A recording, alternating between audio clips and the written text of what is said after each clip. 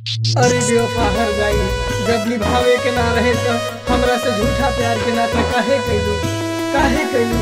आखिर तू हमरा जिंदगी में जहर काहे घोर दिलू? अरे बेवफा। म्यूजिक बाय राजू बाबू।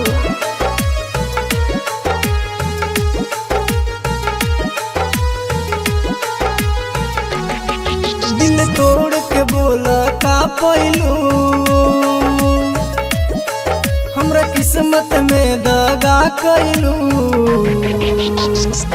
कैसे अब जी अब हम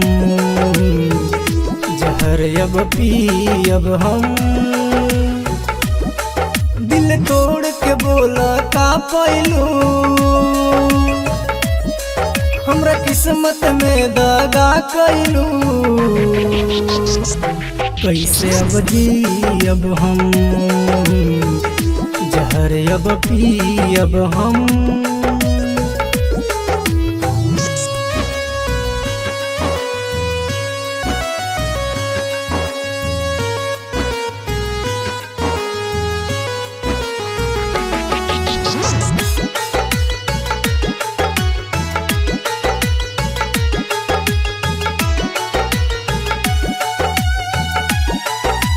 प्यार में धोखा देबू तो हम ना जानत रहनी।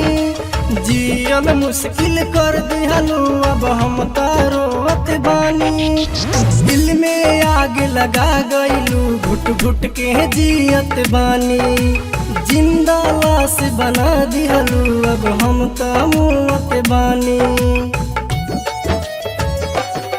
जिंदगी हमर बेकार कलू, जियते हमके तू जार गलू। कैसे अब जी अब हम जहर अब पी अब हम। म्यूजिक बाय राजू बाबू।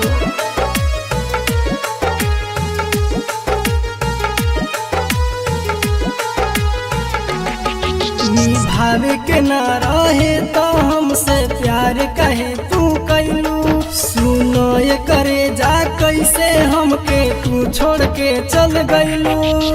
जाने से ज्यादा तोहके चाहनी तू हमके भूल गईलू। बारू निर्दयी चेहरा अपन तू नहीं देखैलू।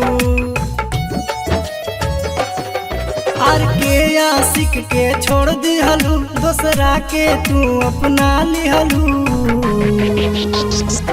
कैसे अब जी अब हम जहर अब पी अब हम।